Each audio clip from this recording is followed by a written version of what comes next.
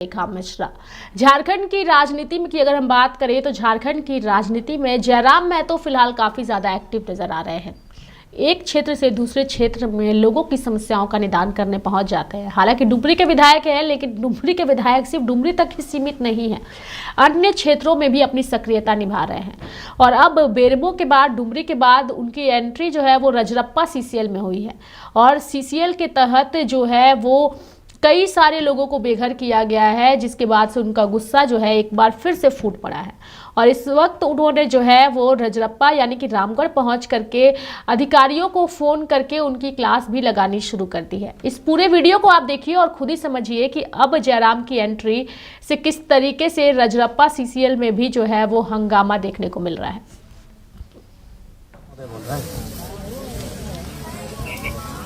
Hello, हाँ लगाए phone. कौन बोल रहे हैं? डीपीओ बोल रहे हैं ना। जय हिंद, जय हिंद। विधायक डुमरी जयराम महतो बोल रहे हैं। एमएलए डुमरी जयराम महतो बोल रहे हैं। नमस्ते सर। नमस्ते।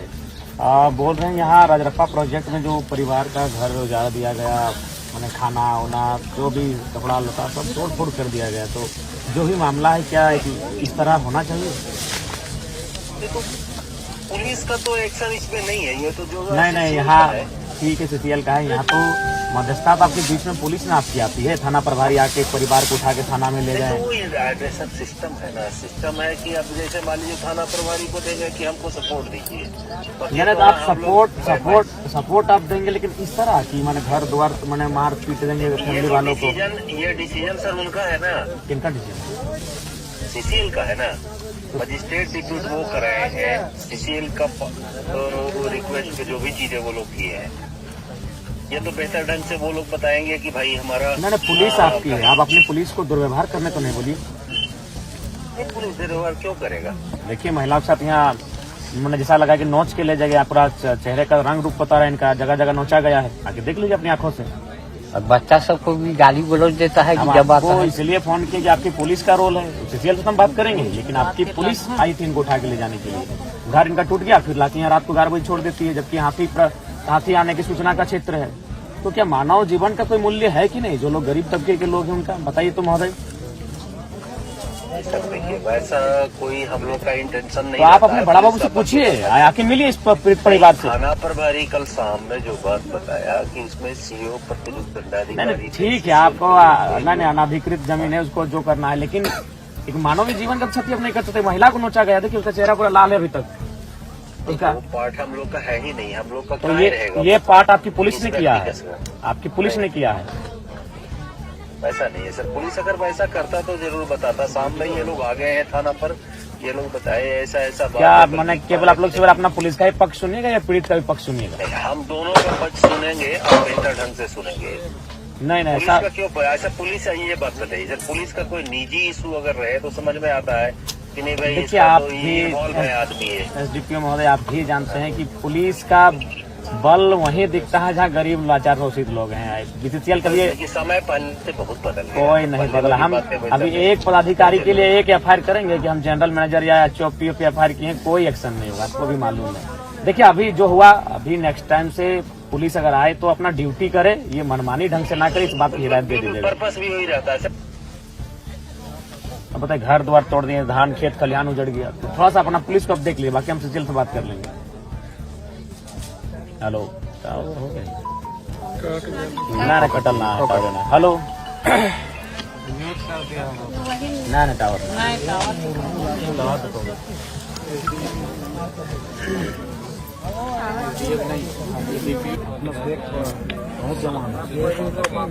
हेलो प्रभारी। हाँ प्रभारी महोदय, एमएलए जयराम कुमार महतो बोल रहे हैं।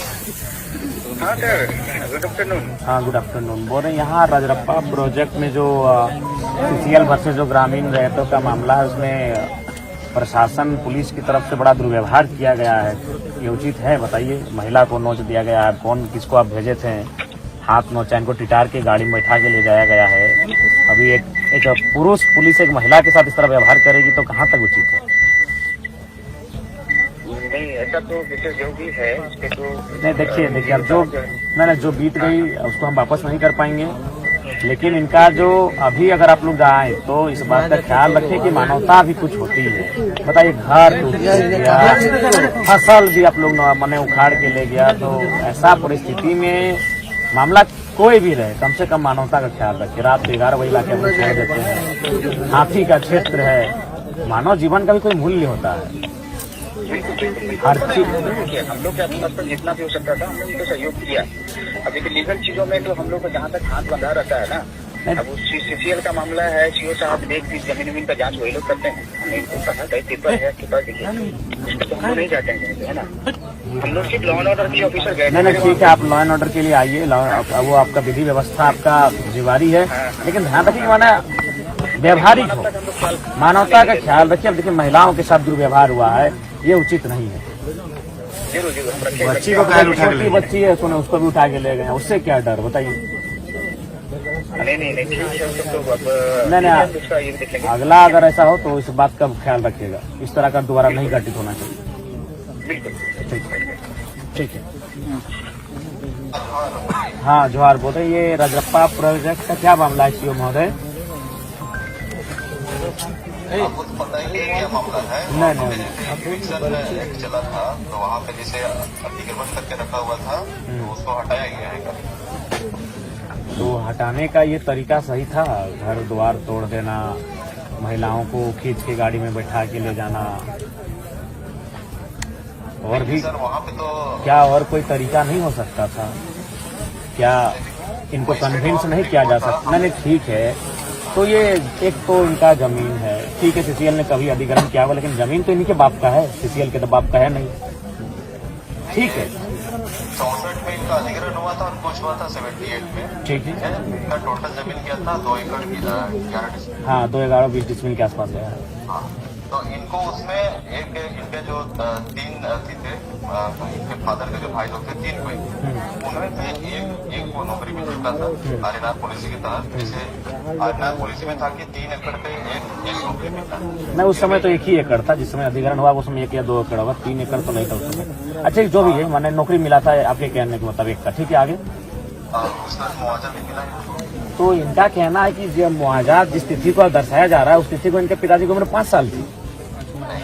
देखिए ये आधार कार्ड में आदमी चेंज कर सकता है, ये आपको भी पता होगा। नहीं फिर भी कितना अंतर हो सकता है? मान के चलिए जिस साल, मान के चलिए अगर हम अपना उम्र अभी 30 साल बताते हैं तो हार्डली 35 साल होगा या तो 25 साल होगा।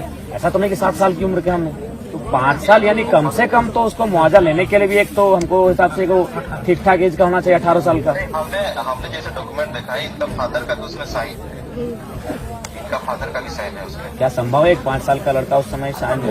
उसकी जांच होनी चाहिए। नहीं वो तो साइन है, वो तरीका है जांच करने का, उम्र का कि उनके फादर का कितना उम्र है पता किया जा सकता है। देखिए सीओ साहब, देखिए एगो उम्र को अगर छुपा सकता है तो 5 साल तक छुपा सकता है। कोई 60 साल का आदमी 30 साल का नहीं हो सकता, 90 साल का आदमी 45 का नहीं हो सकता। खैर विधायक महोदय देखिए, जहाँ पे इन्होंने कब्जा करके रखा था वो किसी जूटन महतो करके था, उनका रईती जमीन था वहाँ, और उनका कोई वधु वहाँ पे अभी भी नौकरी कर रही है उस जमीन के ऊपर।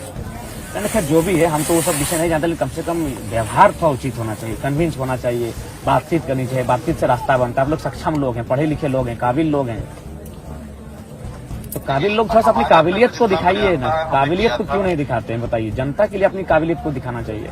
आप लोग जो काबिलियत सीसीएल के समर्थन में दिखाते हैं, बड़े बड़े पदाधिकारियों के समर्थन में दिखाते हैं, अगर वही काबिलियत आप लोग जनता के समर्थन में दिखाते हैं ना, बड़ा सुंदर हमारा राज्य आगे जाएगा। हम लोग उसी का प्रयासरत कर रहे हैं कि सुंदर राज्य बने। हमने इनको टाइम नहीं तो कहाँ देखिए एक महिला को नोचा गया, देखिए आके देखिए, लग रहा है कि कोई मैंने जंगल का कोई पशु इनको नोचा गया है। ऐसा तो नहीं होना चाहिए। देखिए महिला है, सुनिए पुरुष पुलिस था, हाथों में नोचा गया। ये तो अपने से बनावटी नहीं कि चेहरा अभी तक लाल दिख रहा है। हम लोग भी उतना तो समझते हैं चेहरे को देखने के बाद, देखिए लाल अभी भी चेहरा दिख रहा है, यानी लग रहा है कि उसको ऐसे कोई खींच के बाल के बल खींचा होगा हाथ में, जहां जहां उसका हाथ गया चेहरे में, और टिटार के उसको गाड़ी में बिठा के ले जाया गया। ये उचित नहीं है। तो ठीक है, जो भी होगा कम से कम फैमिली से मिलिए, कन्विंस आप लोग करने की कन्विंस कीजिए, बात कीजिए, इसका हल निकालिए। हमारे तरफ से था भी, हमने बात की था सीएम साहब से, तो उन्होंने बोला था जैसे इनका आवास ही नहीं है, तो आप कम से कम आप लोग ब्लॉक से पहले कहीं इनका आवास से कोई अलॉटमेंट करवाइए। कहाँ रहेंगे बताइए? ठंड का दिन है, और पहले कोशिश कीजिए कि अगर चूंकि आप लोग के पास तो सक्षम है, कोई फंड होगा, भोजन की व्यवस्था कीजिए। परिवार के पास कुछ नहीं, बर्तन उर्तन सब टूट चुका है, खाना वाना भी मैंने छितर बितर हो चुका है, और जो भी हल्का फुल्का जो संपत्ति होगा वो सब तो खत्म हो चुका है, मिट्टी कहाँ दबा गया मिट्टी में। तो कम से कम, हाँ बोलिए सीओ साहब। एक बार मेरा भी सुन लीजिए। हाँ, जैसे इनके लिए सीसीएल में एक मतलब कि क्वार्टर भी अलॉट हमने बात किया था जीएम से, तो उन्होंने बोला था कि हम क्वार्टर दे देंगे, इनका घर बनाने के लिए पैसा दे देंगे बोले थे, और आउटसोर्सिंग कंपनी में 30, 35 या 40 हजार जो भी है इनको सर्विस वहाँ पे दे ही रहते हो जब तक आउटसोर्सिंग कंपनी चलेगी, वहाँ पे वो काम कर सकते हैं। ठीक है, मैंने कोशिश कीजिएगा कि न्याय मिले। हाँ, उसके लिए आप निश्चित रहिए हमारी तरफ से। ठीक है, जोहार।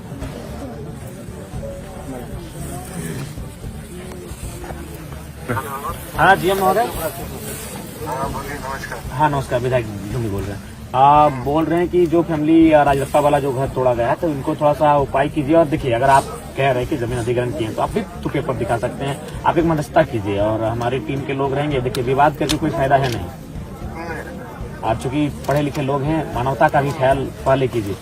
तो मानवता का पालन हम लोग पूरा कर रहे हैं। इनका पक्ष देखिए, नहीं, इनको 11 बजे रात को इनको छोड़ा गया। ये हाथी प्रतिबंधित क्षेत्र है, जान माल का नुकसान हो सकता है। उधर हम लोग ले भी नहीं जा रहे थे, इनका सामान हम लोग नहीं, ये आरटीआर रिपोर्ट है, लेकिन हम लोग आ जाएंगे, बल्कि इन्होंने बोलेरो भी अपना कब्जा करके रखा हुआ। नहीं, गरीब लोग वापस क्या कब्जा करेंगे। तो देखिए, इसमें आप अगला कार्रवाई तभी कीजिए, थोड़ा सा कुछ भी हो, आपका पक्ष में आता है, इनके पक्ष में आता है, एक वार्ता होनी चाहिए। वार्ता करने में पहला दिन जब ज्वाइन किया था तभी गया था, उनके घर गया था। ठीक है, आप नहीं है, आप क्षेत्र में है, नहीं है, आप बिल्कुल देखिए। और चूंकि नहीं, देखिए जीएम महोदय, पूर्व में क्या था नहीं था।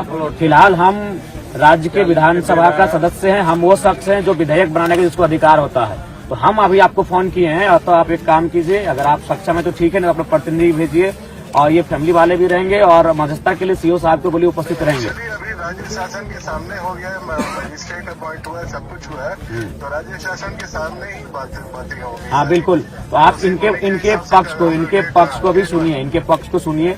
अगर ये अब तीनों पक्ष रहेंगे, हाँ, शासन भी रहेगा, क्योंकि और लोग हैं। जब तक हम लोग 1 पार्टी 2 पार्टी थे तब तक तो कोई दिक्कत ही नहीं थी, लेकिन जब राज्य शासन इन्वॉल्व हो गया तो उसको भी इन्वॉल्व करके ही हम लोग को वार्ता करनी होगी। ठीक है, वार्ता कीजिए, और कम समय में कीजिए। ठंड का दिन है, बाहर ठिठुरेंगे उचित नहीं है, आपको भी खराब लगेगा। कोई जुगाड़ ही नहीं है, अभी तो हम लोग घर वगैरह सामान वगैरह इनके घर में रखवाए हैं, ऐसे कुछ नहीं। तो इस पे वार्ता के लिए थोड़ा सा जल्दी पहल कीजिए। ठीक।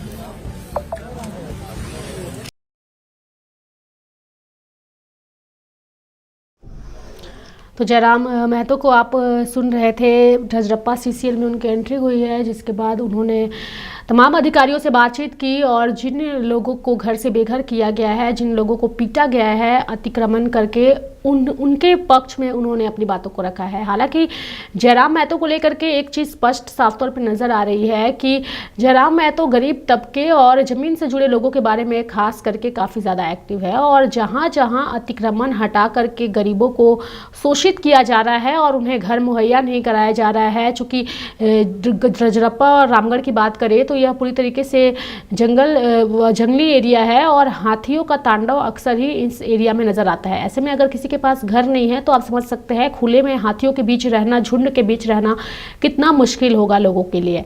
और यही वजह है कि जयराम महतो जो है वो लगातार ऐसे लोगों की समस्याओं को रूबरू करते हुए समाधान का विकल्प निकाल रहे हैं, ताकि उन्हें एक बेहतर जीवन मिल सके। अगर अतिक्रमण हटाया भी जा रहा है सीसीएल की ओर से, तो एक वैकल्पिक व्यवस्था उन परिवारों के लिए होनी चाहिए, क्योंकि ठंड का मौसम है और गरीब परिवार है, और अगर सरकार और प्रतिनिधि उन पर ध्यान नहीं देगा तो आखिर कौन देगा। मेरे साथ फिलहाल अभी के लिए इस खबर में इतना ही। आप देखते रहिए लाइव इंडिया हर पल। नमस्कार।